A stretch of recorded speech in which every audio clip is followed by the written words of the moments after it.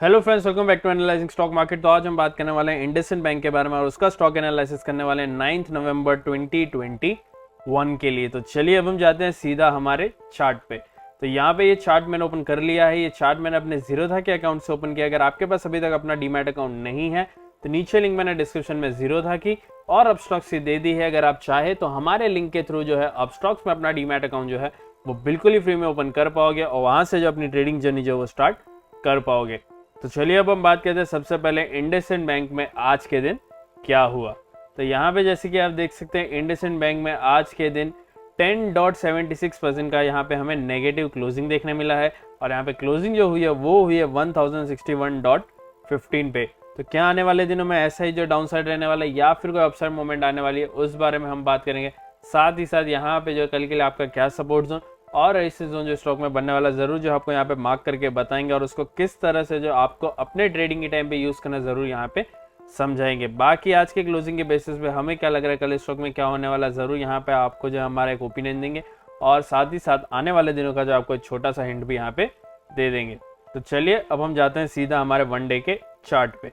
तो यहाँ पे वनडे का चार्ट जो हमने ऑलरेडी ओपन करके रख दिया। अगर मैं बात करूँ यहाँ पे वनडे के चार्ट की, यहाँ पे आप देख सकते हो वॉल्यूम अगर मैं कहूँ यहाँ पे तो वॉल्यूम जो है बहुत ही हाई वॉल्यूम हमें जो आज के दिन देखने मिल रहा है और साथ ही साथ यहाँ पे आप देख सकते हैं कैंडल जो बनी है वो भी बहुत ही बड़ी बनी है और साथ ही साथ यहाँ पे आप देख सकते हैं गैप डाउन ओपनिंग भी आज के दिन हो रखी है। इसका मतलब यहाँ पे अगर बात करें आरएसए की, आरएसए यहाँ पे 30-39 के आसपास जो आ चुका है, जो यहाँ पे हमें अपसाइड का जो एक मोमेंट है यहाँ पे जरूर देता है। लेकिन यहाँ पे जो याद रखे आरएसआई हो या फिर कोई और इंडिकेटर्स, हम जो इंडिकेटर्स पे पूरा भरोसा नहीं कर सकते हैं। यहाँ पे बहुत सारे फैक्टर्स होते हैं जो किसी भी स्टॉक को जो है मोमेंट देते हैं, हमें उससे जो है जरूर कंसीडर करना चाहिए जब भी हम किसी भी स्टॉक में ट्रेड करें तब। बाकी यहाँ पे बात रही मेरे ओपिनियन की इस स्टॉक में, तो फिलहाल यहाँ पे मैं कह दूं इसने जो है आज के दिन अपना 20 EMA और 50 EMA दोनों को क्रॉस करके जो है नीचे गया है और नीचे की साइड में जो हमें क्लोजिंग दी है, जिसका मतलब यहाँ पे ये जो स्टॉक है हमारा पूरा का पूरा जो है नेगेटिव हो जाता है। और यहाँ पे जो है मैं कहूँगा आप जो थोड़ा सा इस स्टॉक में सावधानी से काम करें। इवन तो हम जो है अभी रिसेंटली आप सभी के लिए जो है इंडसइंड बैंक का वीडियो लाए थे जहाँ पे हमने कहा था कि अच्छा मूवमेंट दिख रहा है। क्यों? क्योंकि वहाँ पे 20 EMA और 50 EMA के ऊपर ये स्टॉक था और यहाँ पे जो है आज के दिन इस स्टॉक ने बड़ा एक डाउन साइड हमें देते हुए जो है एक यहाँ पे जो है कंफर्मेशन यहाँ पे एक टाइप की दे दी है कि यहाँ पे फिलहाल जो ये स्टॉक है नेगेटिव हो चुका है, बहुत ही ज़्यादा नेगेटिव हो चुका है।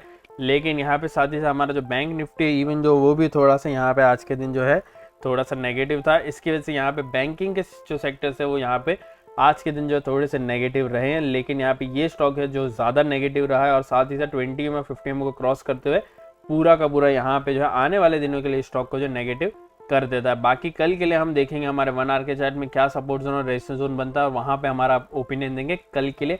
बाकी आने वाले दिनों के लिए यहाँ पे जो है हमारा ओपिनियन जो है वो है नेगेटिव। आपका ओपिनियन क्या है मुझे ज़रूर कमेंट करके बताना।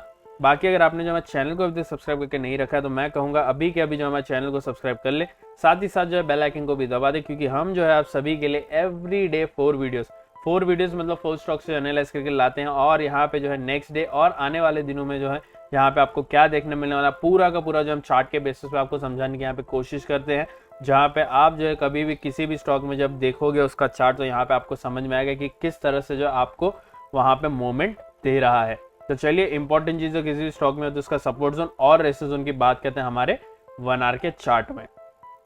तो यहाँ पे आप देख सकते हो ऑलरेडी ये हमारे पुराने जितने भी वीडियोस है उसी की जो है लाइंस यहाँ पे बनी हुई है। बाकी फिलहाल जो हमें नया जो डेटा देखने मिल रहा है आज के दिन और पिछले दिन में उसको हम जोड़ते हुए यहाँ पे ज़रूर जो है एक यहाँ पे मार्किंग कर देंगे, क्योंकि ये जो है बहुत ही इंपॉर्टेंट होने वाले है जो मार्किंग मैं कर रहा हूँ। तो यहाँ पे ज़रूर जो है आप भी अगर आप चाहें तो जिस तरह से यहाँ पे मैं मार्किंग कर रहा हूँ उसको यहाँ पे मार्किंग आप कर सकते हैं। फिलहाल यहाँ पे मैंने मार्किंग कर लिए, थोड़े से रेजिस्टेंस जोन जो है यहाँ पे मुझे देखने मिल रहे थे पुराने, तो उसकी वजह से यहाँ पे मैं उसको मार्किंग कर दिया हूँ। चलिए अब बात करते हैं हम सबसे पहले इसके क्लोजिंग की। क्लोजिंग यहाँ पे 1063 के आसपास इसकी क्लोजिंग हुई है। डायरेक्ट सपोर्ट यहाँ पे क्या आता है, डायरेक्ट सपोर्ट हमारा आता है 1058 का। डायरेक्ट रेजिस्टेंस जोन जो आता है वो आता है 1069 का, जिसका मतलब 1070 का यहाँ पे एक साइकोलॉजिकल नंबर है। तो यहाँ पे उसमें जो है हम इसको मानेंगे एज अ डायरेक्ट रेजिस्टेंस। तो यहाँ पे डायरेक्ट सपोर्ट से डायरेक्ट रेजिस्टेंस का जो एरिया होता है वो होता है नो ट्रेडिंग एरिया। इसका मतलब अगर ये स्टॉक जो इस बीच में अगर आपको घूमते हुए देखने मिले तो यहाँ पे जो है आपको बिल्कुल भी ट्रेड नहीं करना है, क्योंकि ये जो एरिया है वो होता है नो ट्रेडिंग एरिया। तो यहाँ पे ना ही आपको एंट्री लेनी है, ना ही आपको एग्जिट करना है। दोनों में से किसी भी एक साइड में जब ये स्टॉक जो है क्रॉस करके जाए, जब आपको क्या करना है यहाँ पे मैं आपको बता दूँ। सबसे पहले तो समझ लीजिए स्टॉक जो है नीचे जा रहा है, तो यहाँ पे आप देख सकते हैं 1058 जो हमारा डायरेक्ट सपोर्ट आता है। जैसे स्टॉक ने अपना डायरेक्ट सपोर्ट तोड़ा, यहाँ पे आप जो है 5 मिनट या फिर 15 मिनट का चार्ट जो है ओपन करते हुए अपना यहाँ पे 3 रेड कैंडल का यहाँ पे वेट कर सकते हो, जो होते हैं हमारे कंफर्मेशन कैंडल्स। यहाँ पे जो कंफर्मेशन कैंडल एक आखिरी तीसरा जो कैंडल होता है वो कंफर्मेशन कैंडल होता है। बाकी दो जो है हमें अपॉर्चुनिटी जो है यहाँ पे हमको ग्रैब करनी होती है, देखने की। यहाँ पे पहले देखना होता है हमें कि 2 कैंडल जो है रेड यहाँ पे बन रहे हैं, नीचे जा रहे हैं, इसलिए हम शॉर्ट करेंगे। इसके वजह से यहाँ पे आपको 2 कैंडल देखते हुए तीसरा जो कंफर्मेशन कैंडल होता है उसको क्लोज होने का आपको वेट करना, और फिर चौथी कैंडल में यहाँ पे आपको जो है एंट्री लेनी है। तो जैसे यहाँ पे 1058 क्रॉस हुआ, और अगर आपको 3 रेड कैंडल 5 मिनट या फिर 15 मिनट के चार्ट में जो भी टाइम फ्रेम आपको कंफर्टेबल लगे उसको आप यूज कर सकते हैं। बाकी यहाँ पे जो जैसे आपको 3 रेड कैंडल देखने मिले और चौथी कैंडल पे आप एंट्री ले, उसके बाद यहाँ पे हमारा जो अगला सपोर्ट आता है जो है यहाँ पे 1051 का।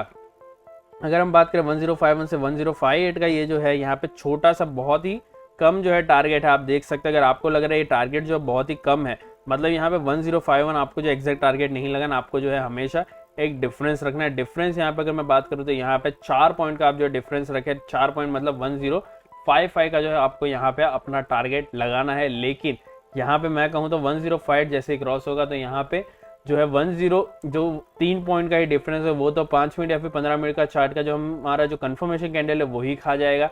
इसका मतलब यहाँ पे जो है आपको अपॉर्चुनिटी जो है यहाँ पे टारगेट प्रॉफिट की जो बहुत ही कम हो जाएगी। इसके वजह से मैं कहूँगा 1051 को भी जो आप जो क्रॉस करने का वेट कर सकते हैं, और फिर 1042 से 4 पॉइंट ऊपर मतलब यहाँ पे 1046 का जो अपना टारगेट यहाँ पे लगा सकते हो। इवन आप जो डायरेक्टली भी जो है अपना 1046 का टारगेट लगा सकते हो। अगर गैप जो है बहुत ही छोटा होता है तो आप जो है अगले सपोर्ट का जो है यहाँ पे डिफरेंस रखते हुए आप जो अपना टारगेट लगा सकते हैं।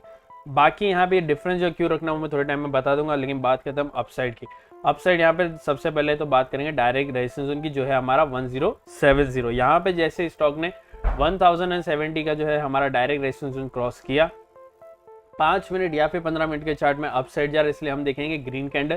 तो यहाँ पे आपको जो 3 ग्रीन कैंडल का आपको वेट करना है, और फिर उसके बाद हमारा जो अगला यहाँ पे एक जो है रेजिस्टेंस जोन आता है जो है 1080 का, उससे 4 पॉइंट नीचे मतलब 1076 का जो अपना यहाँ पे टारगेट लगा देना है। यहाँ पे अगर आपको लग रहा है टारगेट छोटा है तो वापस आपको जो 1080 का जो है आपको वेट करना पड़ेगा इसको क्रॉस करने का, और फिर उसके बाद 1089 से आपको जो है 4 पॉइंट नीचे मतलब 1085 का जो अपना यहाँ पे टारगेट लगा देना होगा।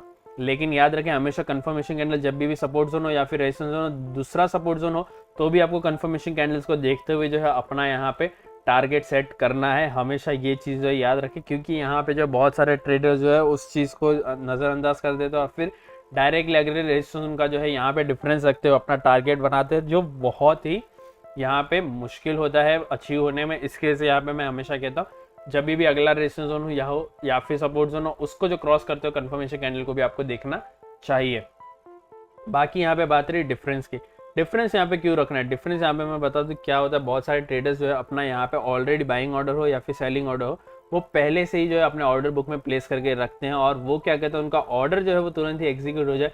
उसकी वजह से हमेशा सपोर्ट जोन हो या फिर रेजिस्टेंस जोन हो, उससे थोड़ा सा डिफरेंस में जो उनका टारगेट रखते हैं, ताकि वो जो है उनका टारगेट मतलब जो उनका ऑर्डर जो है वो ईजिली एग्जीक्यूट हो जाए। तो आप भी जो कुछ स्मार्ट तरीके से अपनी स्ट्रेटेजी बनाते हुए आप भी जो है अपना जो टारगेट हो या फिर स्टॉप लॉस उसको एक डिफरेंस में रखें, ताकि जो है आपका स्टॉप लॉस हो अगर तो यहाँ पे जो इजीली अचीव ना हो, मतलब थोड़ा सा सपोर्ट जोन हो या फिर रेजिस्टेंस उससे थोड़ा सा डिफरेंस में रखोगे तो यहाँ पे कभी कभी क्या है रिवर्सल हमें देखने मिलता है सपोर्ट जोन या फिर रेजिस्टेंस जोन से, तो उससे आप बच पाओगे। और साथ ही साथ यहाँ पे अगर टारगेट रखोगे तो जो टारगेट में जो रिवर्सल जो आता है, मतलब यहाँ पे कभी कभी जैसे कि मैंने कहा ट्रेडर्स जो है कभी कभी बाइंग या फिर सेलिंग पॉइंट पे जो है ज़्यादा क्वांटिटी में काम करते हैं। ज़्यादा क्वांटिटी में काम करने की वजह से हमारा स्टॉक जो है सपोर्ट जोन और रेजिस्टेंस जोन तक पहुँचता ही नहीं है, और उसी से पहले जो है आप जो है वहाँ पे रिवर्सल शुरू हो जाता है।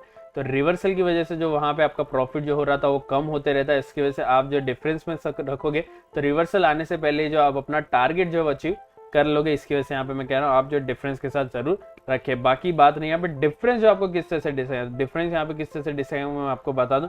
फिलहाल हम इंडसिंड बैंक की बात करें, लेकिन कोई भी स्टॉक हो आपको जो उसका प्राइस देखना है और प्राइस डिजिट देखना है। यहाँ पे हमारा स्टॉक का प्राइस है 1000 और डिजिट है 4। तो यहाँ पे 4 to 8 पॉइंट्स का जो है यहाँ पे 1 से 2 मिनट में इजीली फ्लक्चुएशन जो हमें देखने मिल जाता है। इसकी वजह से यहाँ पे मैं कह रहा हूँ आप जो है 4 पॉइंट्स जो मिनिमम है यहाँ पे उतना डिफरेंस रखते हुए जो है अपना यहाँ पे टारगेट रख सकते हैं। बाकी आपके ऊपर है कि आपको 5 पॉइंट का रखना है, 6 पॉइंट का रखना है, 7 पॉइंट का रखना है, वो डिसीजन आपके ऊपर। लेकिन मैं कहूँगा 4 पॉइंट का मतलब मिनिमम भी रखोगे तो भी कोई इश्यू नहीं होगा, ईजिली आपका टारगेट जो है अचीव हो जाएगा। बाकी बात नहीं यहाँ पे मेरे ओपिनियन की इस स्टॉक में कल के लिए, तो यहाँ पे अगर मैं कहूँ कल के लिए तो यहाँ पे फिलहाल जो है ये स्टॉक जो है जैसे कि मैंने कहा आने वाले दिनों के लिए नेगेटिव है, लेकिन कल यहाँ पे जरूर जो आपको एक वापस से रीबाउंस देखने मिल सकता है, मतलब एक बार रीटेस्ट करने के लिए जरूर स्टॉक आ सकता है। और मुझे यहाँ पे लग रहा है 1090 तक ये स्टॉक जो जरूर जा सकता है। लेकिन यहाँ पे जो है फिलहाल मैं इसकी ओपनिंग जो किस तरह से यहाँ पे कल के दिन होने वाले उस पर जरूर नजर रखूंगा। लेकिन यहाँ पे मेरे हिसाब से 1080 से लेके 1090 के बीच में जो है आपको कल के दिन क्लोजिंग देखने मिल सकती है। बाकी आपको क्या लग रहा है स्टॉक में कल के दिन क्या हो सकता है, मुझे जरूर कमेंट करके बताना। और अगर आपको हमारा एनालिसिस पसंद आया है तो कृपया हमारे इस वीडियो को लाइक करें, शेयर करें और हमारे चैनल को सब्सक्राइब करना ना भूलें। Thank you.